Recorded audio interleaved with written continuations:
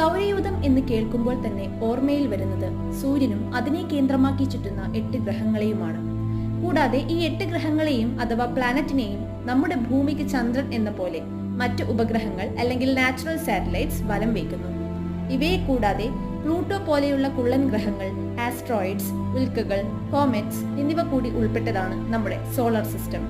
എന്നാൽ നമ്മൾ കണ്ടുവളർന്ന ചിത്രമല്ല സൗരയൂഥത്തിന്റെ യാഥാർത്ഥ്യം.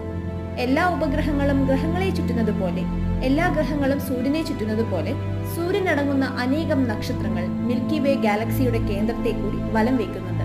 അതായത് സൂര്യൻ വൃത്താകൃതിയിൽ തന്റെ ഭ്രമണപഥത്തിൽ ചുറ്റുമ്പോൾ സൂര്യനെ ചുറ്റുന്ന തന്റെ ഗ്രഹങ്ങൾ സർക്കുലർ ഓർബിറ്റിലല്ല, മറിച്ച് ഹെലിക്കൽ ഓർബിറ്റിലാണ് വലം വയ്ക്കപ്പെടുന്നത്. അതായത് സൂര്യൻ ഒപ്പം തന്നെ അവയുടെ ഗ്രഹങ്ങളുടെ വലം വയ്ക്കലുകളും സൂര്യന്റെ മിൽക്കി വേ ഗാലക്സിയിലൂടെയുള്ള പരിക്രമണത്തിന് വിധേയമാകുന്നു. സൂര്യന്റെ ഒരു പൂർണ്ണ പരിക്രമണം കോസ്മിക് ഇയർ